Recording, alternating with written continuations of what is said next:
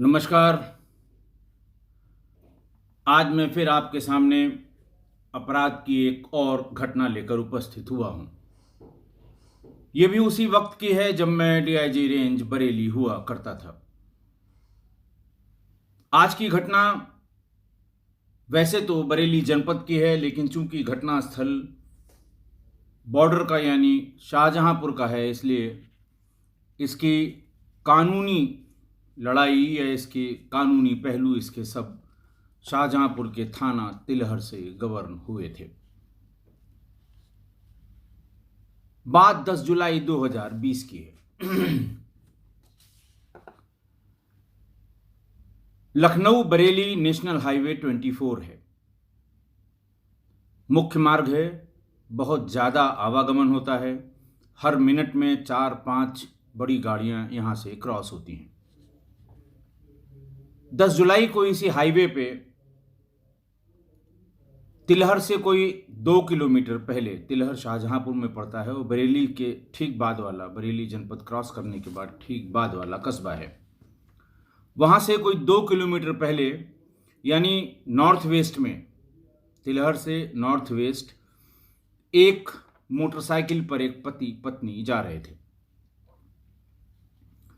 Motorcycle चालक का नाम जो बाद में पता लगा वो हरिभगत सिंह उर्फ राजेश था और पीछे उसकी पत्नी गुड्डी देवी बैठी हुई थी। हरिभगत की उम्र करीब 40 साल और उनकी पत्नी की उम्र करीब 35 साल थी। ये बरेली में अपने मकान 18 सनराइज कॉलोनी, डोहरा, बिथरी, चैनपुर, जनपद बरेली, वहां से निकलकर शाहजहांपुर में अपने किसी रिश्तेदार के यहाँ किसी फंक्शन को अटेंड करने के लिए जा रहे थे। पीछे पत्नी बैठी थी। गाड़ी हरिभगत उर्फ राजेश चला रहा था। ये जैसे ही उस घटना स्थल पर यानी 2 किलोमीटर नॉर्थ वेस्ट तिलहर से पहुंचे, तभी पीछे से आ रही एक बहुत तेज ट्रक ने उनको ठीक पीछे से टक्कर मार दी।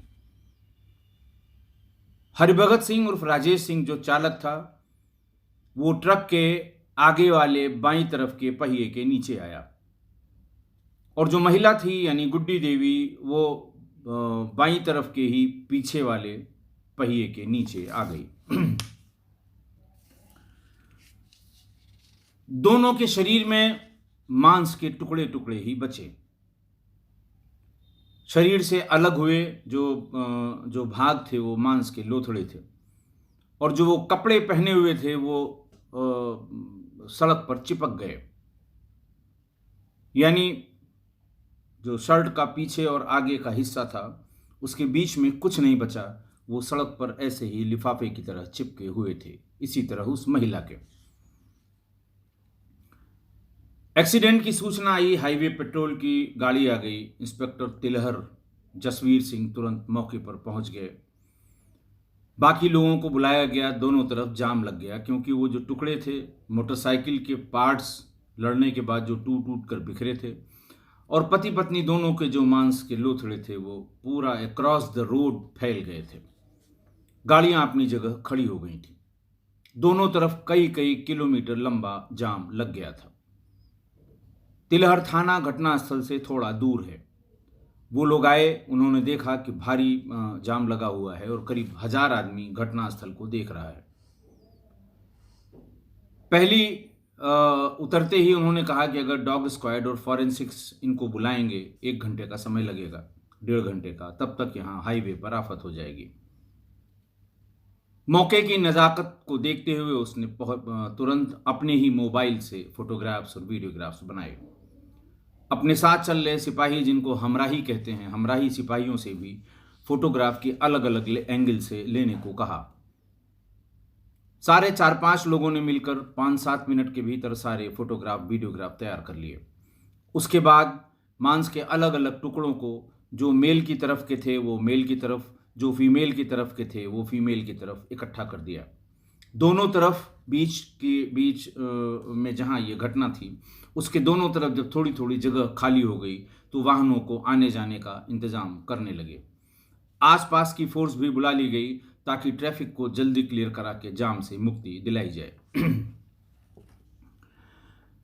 जब करीब आधे पौन घंटे बाद ट्रैफिक थोड़ा सा ठीक हुआ तो उसको इकट्ठा करके एक जगह मेल के पार्ट्स मेल की तरफ, मांस के लोग थोड़े बचे थे, कुछ था नहीं उसमें, और फीमेल का फीमेल की तरफ एक पॉलीथीन में लपेटा गया। उसके बाद पंचायतनामा की कार्रवाई आप समझ सकते हैं। जो पंचायतनामा जिल्द होती है जिसमें 5-6 डायग्राम बने होते हैं, बॉडी के आगे के, पीछे के, हाथ के, पैर के डायग्राम, उनमें चोटों के निशान का इंदराज किया जाना होता है। तो उसमें कुछ बताने के लिए था नहीं। जहाँ जहाँ उनके हिसाब से, जहाँ जहाँ उनके अंदाज से, जहाँ जहाँ चोटें थी या जहाँ से बॉडी का पार्ट अलग हुआ था, उनको लाल रंग से गोला करके पंचायतनामा की कार्रवाई पूरी की गई। पॉलीथीन के बैग में दोनों बॉडीज़ को अलग अलग रख के और उसको बांध के उसे सफ़ेद कपड़े में सील किया गया, क्योंकि बिना सील किए हुए पोस्टमार्टम हाउस में कोई उसे लेता नहीं। लेकिन जो बॉडी सील की गई वो एक गठरी की शक्ल में थी। 2 गठरियाँ एक साथ एक ट्रैक्टर पर रख के शाहजहांपुर डिस्ट्रिक्ट हॉस्पिटल के चीड़घर में यानी पोस्टमार्टम हाउस के लिए रवाना कर दी गई।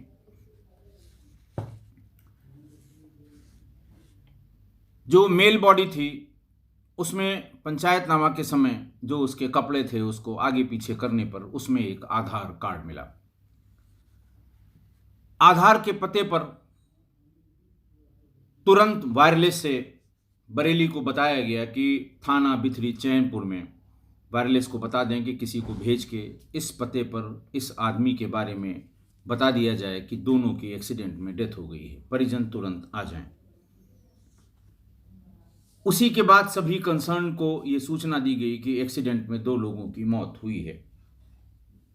किसी को कोई शक, शुबहा, शंका नहीं थी कि एक्सीडेंट के अलावा भी कुछ हो सकता है। लिहाजा हर जगह एक्सीडेंट की बात की गई। चूँकि बॉडी के बारे में बहुत पहचान नहीं हो पा रही थी, कम से कम महिला के, और वहाँ से डेड बॉडी को हटा के पोस्टमार्टम के लिए भेजना था। परिजनों के आने में समय लग रहा था, लिहाजा जो बीट का कांस्टेबल है उसकी तरफ से एक्सीडेंट की एक सूचना दर्ज करा दी गई। थोड़ी देर बाद जब परिजनों को उनके अपने थाने बिथरी चैनपुर से पता लगा तो वो सब एक गाड़ी में भर के मौके पर पहुंच गए। उसमें 2 छोटे छोटे बच्चे भी थे, एक महिला थी, 2-3 पुरुष थे। उनको फौरन इंस्पेक्टर ने और बाकी लोगों ने जो मोबाइल पे रिकॉर्ड किया था फोटोग्राफर मौके की जो सीन थी उनको दिखाया। देखते ही उन्होंने कपड़ों से पहचान लिया कि ये जो चला रहे थे, जो मेल शख्स है वो हरिभगत सिंह उर्फ राजेश सिंह है और महिला उसकी पत्नी है जिसका नाम गुड्डी देवी है। इन परिजनों के साथ एक महिला भी आई थी, 30-32 साल की उम्र रही होगी। उसने अपना नाम दीपा सिंह बताया और उसने ये भी बताया कि मैं मृतक हरिभगत सिंह उर्फ राजेश की पत्नी हूँ, दूसरी पत्नी हूँ। पहली पत्नी ये थी जो मारी गई और मैं इनकी दूसरी पत्नी हूँ। वो थोड़ी बेचैन थी, व्याकुल थी। वो आसपास जो गुमटियाँ लगी होती हैं नेशनल हाईवे पे, पान की, कोल्ड ड्रिंक की और रिपेयर की, ऑटोमोबाइल्स के पार्ट की छोटी छोटी गुमटियाँ वहाँ लगी थी। वो जाके सबसे पूछ रही थी कि ये एक्सीडेंट काहे से हुआ है। किसी ने बताया कि DCM से हुआ है, किसी ने बताया कि 10 टायर वाले हैवी सामान के व्हीकल होते हैं, ट्रक्स होते हैं, उनको वहाँ लोकल लैंग्वेज में 10 टायरा कहते हैं। किसी ने कहा साहब 10 टायरा सा हुआ है, किसी ने कहा नहीं ट्रक से हुआ है। कोई बात सही बता नहीं पा रहा था। पूछते पूछते एक कोल्ड ड्रिंक वाले एक गुमटी पर, बड़ी गुमटी थी, उसके पास पहुंची। उसने कहा कि देखिए बहन जी, ये ट्रक से हुआ है और मैं इसलिए दावे से कह रहा हूं कि सड़क के उस पार एक फैमिली कार से जा रही थी। गर्मी, जुलाई का महीना है, बहुत कस के गर्मी है, बच्चे उनके साथ थे। उन्होंने वहाँ से हाथ दिखा के मुझको बुलाया, मैं भाग के गया। उन्होंने 5-6 कोल्ड ड्रिंक और 2-3 फ्रूटी के डब्बे ठंडे मंगाए। मैं वो लेके उनको देने गया था। पैसा लेके जैसे ही वापस लौट रहा था, ठीक मेरे आँख के सामने ये दुर्घटना घट गई। ये लोग बीच सड़क पे जा रहे थे। ऐसा लग रहा है कि अपने साइड से ये दूसरी साइड किसी दुकान पर जाने के लिए या किसी से मिलने के लिए क्रॉस कर रहे थे। इसी बीच में पीछे से ट्रक ने बड़ी जोरदार टक्कर मारी। मैंने ट्रक के पीछे का जो नंबर है, जो शुरू का है, वो तो मैंने देखा, वो यूपी 78CN था, लेकिन बाकी के जो नंबर्स थे उसके बारे में मैं कंफ्यूज हूँ। मैं सही नहीं बता सकता क्योंकि पूरा नंबर मैंने देखा नहीं है। लेकिन इसमें भी घबराने की बात नहीं है। यहाँ से थोड़ी दूर पर एक ट्रांसपोर्टर का गैराज है।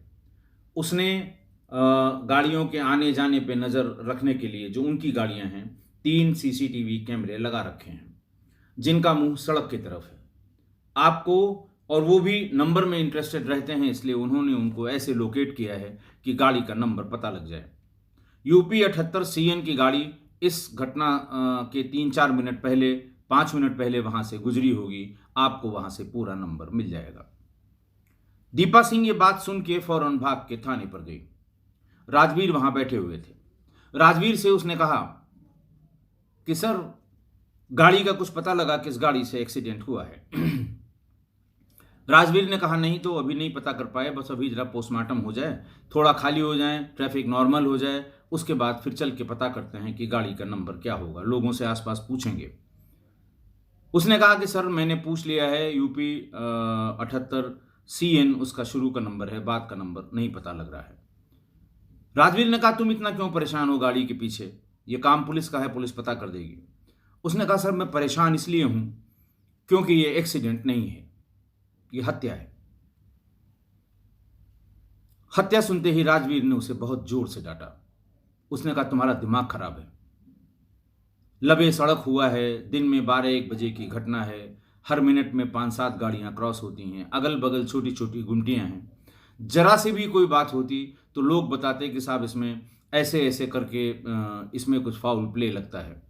किसी भी व्यक्ति ने, किसी भी आदमी ने, किसी प्रत्यक्षदर्शी ने, ट्रक और आसपास के जाने वाले छोटे वाहनों में किसी भी व्यक्ति ने रुककर, या टेलीफोन, आजकल टेलीफोन की सुविधा सब जगह है, 112 नंबर पे जो 15-20 कॉल आई हैं, सब एक्सीडेंट की आई हैं। वहाँ से निकलते समय या आते जाते जिस किसी ने देखा है, या हो सकता है उसमें से कोई चश्मदीद भी हो जिसने फ़ौरन 112 नंबर को फ़ोन करके बताया कि पुलिस भेज दीजिए, यहाँ पर एक एक्सीडेंट हुआ है जिसमें जो उसके सवार हैं मोटरसाइकिल के, दोनों की मौके पर मृत्यु हो गई है। काफ़ी डांटने के बाद वो अपनी जगह से हिली नहीं। उसने कहा कि पहले नंबर का पता कर दीजिए, फिर मैं आपको पूरी बात बताऊंगी कि मैं इसको क्यों हत्या कह रही हूं। उसने पूरी बात भी राजवीर सिंह को बताई। राजवीर सिंह का भी माथा ठनका कि ये क्या हो सकता है। उसने कहा अच्छा ठीक है, मैं नंबर का पता कर देता हूं। एक सब इंस्पेक्टर को महिला के साथ भेजा कि जाके देखिए किस गुमटी वाले ने यूपी 78CN देखा था और कौन से गैराज की बात कर रहे हैं। सब इंस्पेक्टर को गैराज की जानकारी थी। सब इंस्पेक्टर ने कहा कि हाँ सर, गैराज है, उसमें CCTV भी लगे हैं। मालिक ने गाड़ियों के आने जाने, किस समय आए किस समय निकले, इसका लेखा जोखा रखने के लिए CCTV लगवा रखे हैं। दीपा को साथ लेके वो सब इंस्पेक्टर मौके पर गए।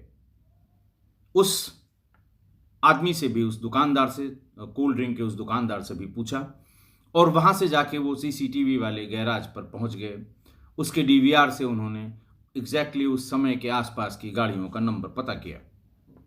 थोड़ी देर में उनको नंबर मिल गया। जिस गाड़ी से एक्सीडेंट हुआ था उसका नंबर UP 78CN 1607 था।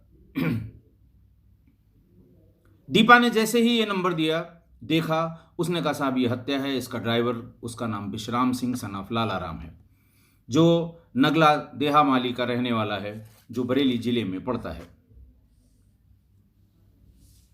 दीपा सिंह ने पूरी बात राजवीर को बताई कि साहब मैं क्यों कह रही हूं और क्यों मैं बिल्कुल आपको बता रही हूं कि ये गाड़ी किसकी है, इसको कौन चलाता है। बात राजवीर के समझ में आ गई। उन्होंने कहा ऐसा करो, अभी तो पोस्टमार्टम के लिए बॉडी गई है, थाने से एक कागज़ ले लो और जो बात तुम बता रही हो वो पूरा लिख के दो। फिलहाल हमने इसको एक्सीडेंट में लिखा है, लेकिन जो बात तुम बता रही हो ये इम्पॉर्टेंट लग रही है, जांच का विषय है, विवेचना अच्छी तरह से करनी पड़ेगी, लिहाजा तुम लिख के दो। उसने फ़ौरन एक कागज़ पे सब चीज़ें लिख के दी और तुरंत जो एक्सीडेंट की एफआईआर थी उसको तरमीम करके क्राइम नंबर 475/20 धारा 302 427 आईपीसी में इसको दर्ज कर लिया गया। 302 ने यानी हत्या और 427 यानी लापरवाही से गाड़ी चलाना, एक्सीडेंट जिससे हुआ है। उसने सारी बात बता दी कि किस तरह से विश्राम सिंह, किस तरह से उसने और क्यों, किस रीजन से हत्या की होगी। विश्राम सिंह को गिरफ्तार कर लिया गया 14 अगस्त को। उसके सीडीआर, उसका नंबर दीपा सिंह के पास था, उसकी सीडीआर निकाली गई। सीडीआर निकालने के बाद उसको एनालाइज किया गया।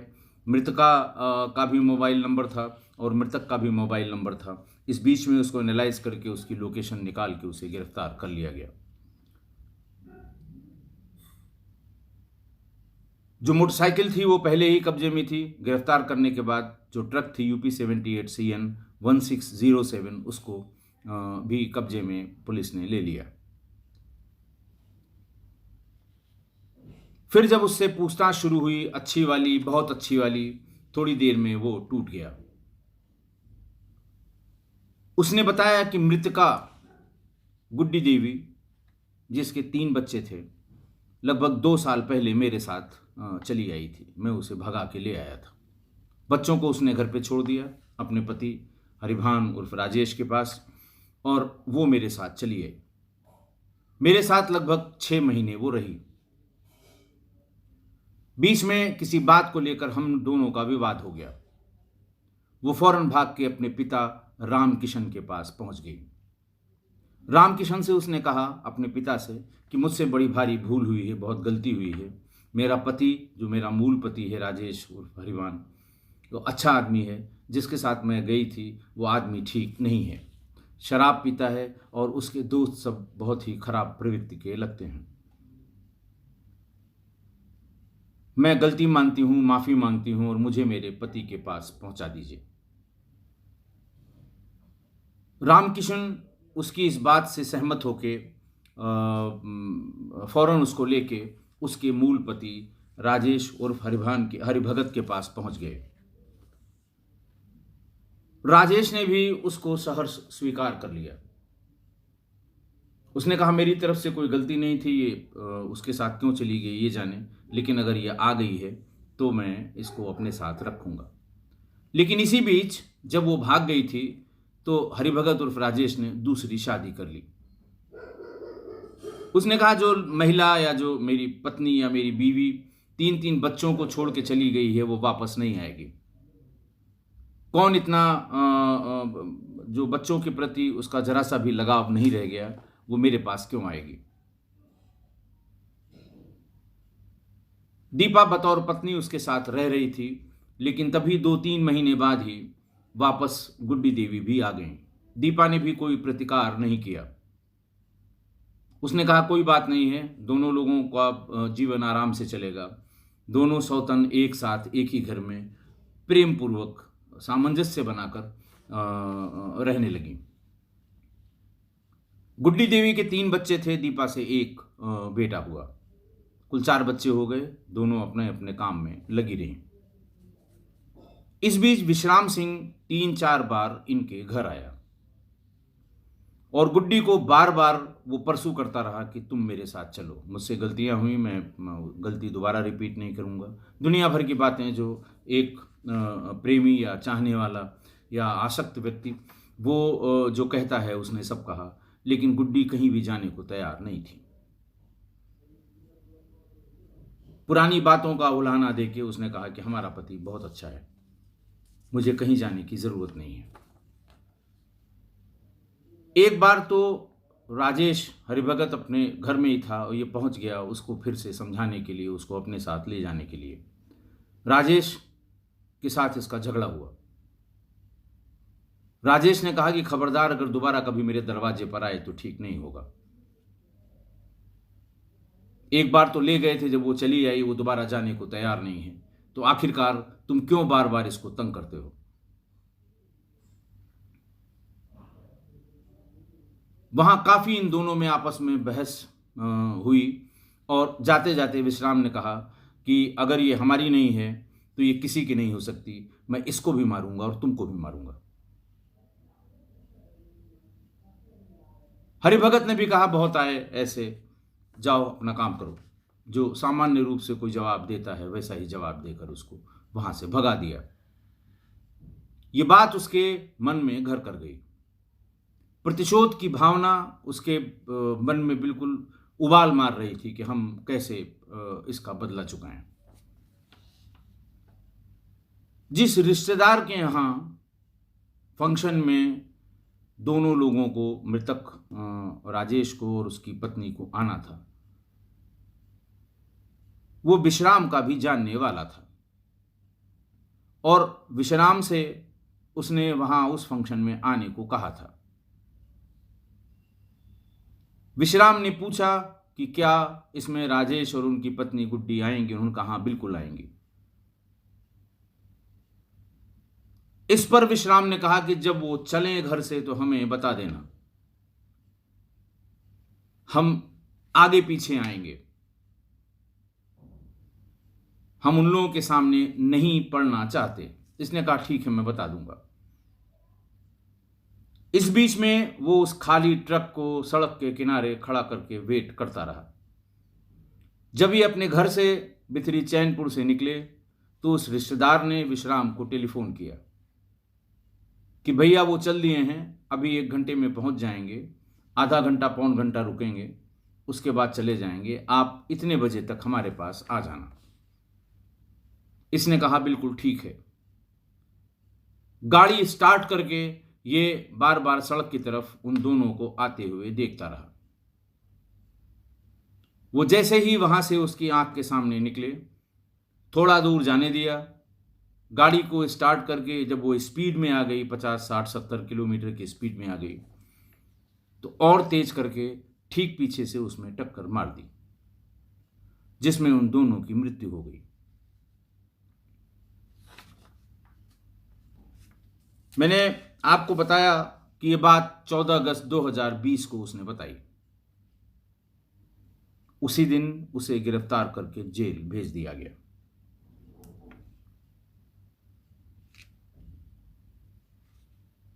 वो इतना पागल हो गया था इसके लिए कि बार बार फोन भी करता था गुड्डी को,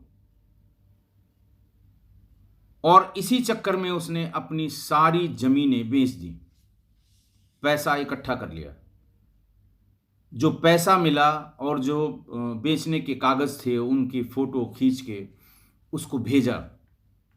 अब तुम्हें हमारे यहाँ कोई दिक्कत नहीं होगी, तुम्हारे लिए मैंने इतना पैसा इकट्ठा करके रख लिया है। लेकिन फिर भी गुड्डी ने मना कर दिया। आप इससे उस व्यक्ति की मानसिकता को समझ सकते हैं कि वो किस कदर पागल था और क्यों इतना प्रतिशोध की भावना से ग्रसित हो गया। उसको भेजा गया, जेल चला गया 14 अगस्त को। और जब ये 302 में यानी हत्या का मुकदमा लिखा गया तो जो एसओपी है उसमें डॉग स्क्वाड भी आया, फॉरेंसिक वाले आए, सर्विलांस वाले। सर्विलांस वाले तो ये सब नंबर ले गए थे क्योंकि उस समय तक FIR हो गई थी। डॉग स्क्वाड को कुछ मिलने से रहा, वहाँ कुछ मिलना नहीं था। वो अपनी रिपोर्ट सबमिट करके चले गए कि साहब पेट्रोल और डीजल की गाड़ियाँ हर मिनट में 5 की एवरेज में यहाँ से पास होती हैं, ह्यूमन स्मेल का कोई मतलब नहीं है और बॉडी का कोई पार्ट यहाँ रह नहीं गया है, सब पोस्टमार्टम हाउस में चला गया है। फॉरेंसिक वालों को जो गाड़ियों के टूटे हुए, जो मोटरसाइकिल के टूटे हुए कांच के शीशे, उसकी जो इंडिकेटर्स होते हैं उसके टूटे हुए शीशे, उसकी फ़ोटोग्राफ, उसकी वीडियो, इसके सिवा उनको भी कुछ नहीं मिला था। लेकिन हत्या की विवेचना थी, इसकी जो इसकी फॉर्मेलिटीज़ हैं वो सब पूरी होनी थी, इसलिए ये सारी फॉर्मेलिटीज़ पूरी की गई।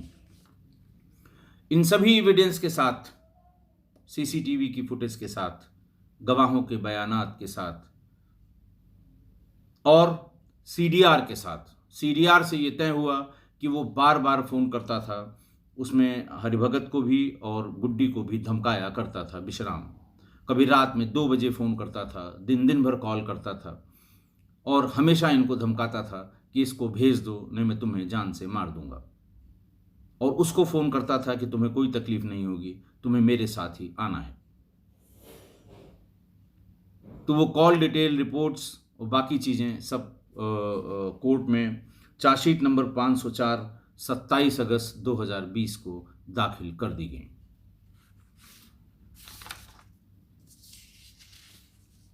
एक चीज़ और मैं बताऊं कि एक्सीडेंट की विवेचना के बारे में भी मैं आपको बताता हूं कि जब ये गाड़ी सीज की गई तो आरआई टेक्निकल होते हैं एक हमारे यहाँ पुलिस में, गाड़ी का टेक्निकल मुआयना कराया जाता है, टेक्निकल इंस्पेक्शन, जिसमें यह देखा जाता है कि गाड़ी के सभी पार्ट्स काम कर रहे हैं कि नहीं। क्योंकि सामान्य रूप से डिफेंस का काउंसिल ये कहता है कि साहब गाड़ी का ब्रेक फेल हो गया था, इसमें उसकी कोई गलती नहीं है।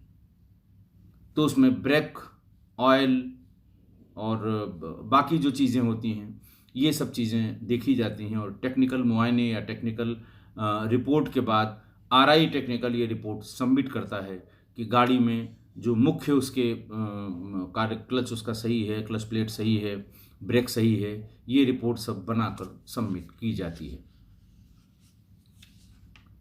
एक्सीडेंट के मामले में खासकर तो ये रिपोर्ट बना के सबमिट की गई, यानी टेक्निकल मुआयना भी गाड़ी का करा लिया गया। अब आज की घटना, महिला के प्रति आसक्ति और कामयाब न होने पर प्रतिशोध की पराकाष्ठा में 2 व्यक्तियों की जान चली गई।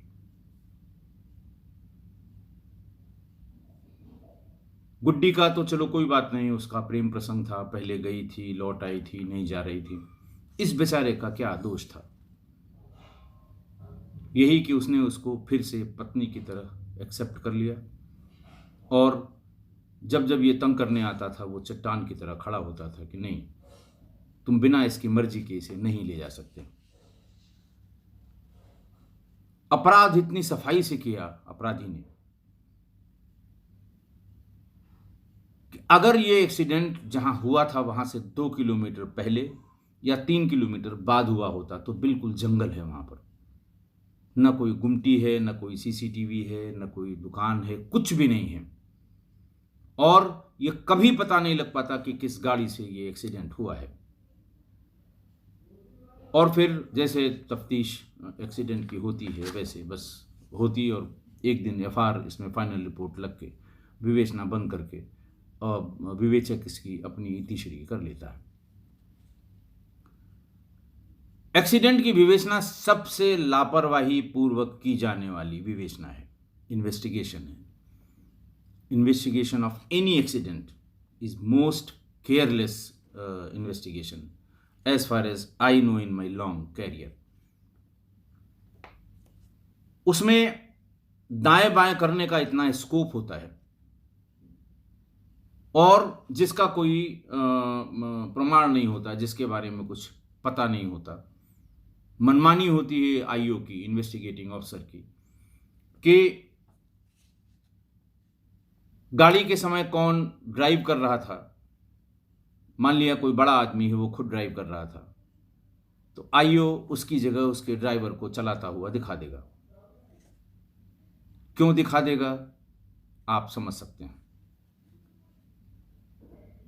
ट्रक की जगह टेम्पो से एक्सीडेंट दिखा देगा, लग्जरी गाड़ी की जगह ऑटो से एक्सीडेंट दिखा देगा, असली नंबर प्लेट की जगह बता देगा साहब ये नंबर प्लेट थी लेकिन बाद में पता लगा ये फर्जी नंबर प्लेट है। बात खत्म हो गई, फाइनल रिपोर्ट लग गई। मालिक को बचाने के लिए या जो चला रहा था उसको बचाने के लिए किसी निरीह आदमी को ड्राइवर बताकर जेल भेज दिया जाएगा। कुल मिला के एक्सीडेंट की विवेचना ये भ्रष्टाचार की, पुलिस के भ्रष्टाचार की 24 घंटे खुली रहने वाली दुकान है। अगर सही सही चालक का पता लग जाए कि यह आदमी सही सही इसने किया है, तो उससे सौदेबाजी होगी और ये विवेचना जल्दी समाप्त नहीं होगी, सालों साल चलती रहेगी। एक विवेचक थोड़ी 2-4 बयान लिख के 2-4 केस डायरीज काट के चला जाएगा, दूसरा विवेचक आ जाएगा, वो नए सिरे से शुरू करेगा। और हर विवेचक के लिए वो चालक होता है या जो मालिक होता है या जो भी व्यक्ति होता है, कामधेनु की तरह उसको हर नया आने वाला विवेचक दुहता रहता है। ऐसे में इस विवेचना को कोई क्यों बंद करेगा?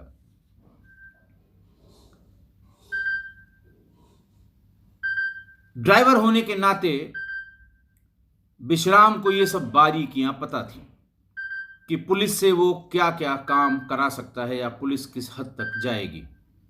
ये सारी बारीकियां उसको पता थीं और शायद इसीलिए उसने ये तरीका अपनाया था कि अगर इस तरह एक्सीडेंट करेंगे तो ये सालों साल इसमें कुछ नहीं होना है, कभी किसी को पता नहीं लगना है।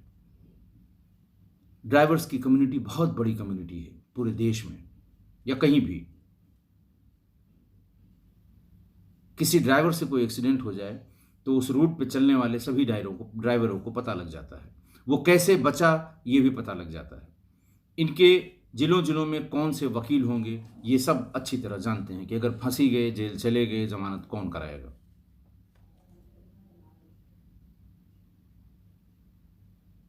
इसलिए उसने इस तरीके का प्रयोग करके वेट किया और बिल्कुल फुल प्रूफ प्लानिंग करके एग्जैक्ट एक्सीडेंट का उसको जामा पहना दिया। हजार हजार लोग वहाँ से आते जाते रहे। अगर पत्नी को ये पूरी बात पता न होती कि किस तरह से वो उनकी सौतन को, गुड्डी देवी को परेशान कर रहा है, तो शायद ही ये केस कभी खुल पाता। वो वादी मुकदमा थी और जिन जिन केसेस में वादी मुकदमा सतर्क होता है या पैरवी करता है, अच्छी पैरवी करता है, वही मृतक के साथ न्याय करा पाता है। वरना हजारों एक्सीडेंट, आप गूगल पे चले जाइए, आप देख लीजिए एक्सीडेंट में मरने वालों की संख्या कितनी है देश में। आप हैरान हो जाएंगे वो संख्या देख के, इतने एक्सीडेंट होते हैं, लेकिन कन्विक्शन का रेट बहुत कम है, हमारे ख्याल से 0.1% भी नहीं। जाने कितने लोग मरे होंगे एक्सीडेंट में। इसलिए किसी परिस्थिति में, इस तरह की अगर परिस्थिति हो एक्सीडेंट की किसी परिस्थिति में आंख कान खुले रखें और निगाहें अपनी सतर्क रखें, वरना कभी कुछ पता नहीं लग पाएगा। आशा है आप मेरी इस बात से सहमत होंगे। आज के लिए बस इतना ही। बहुत बहुत धन्यवाद।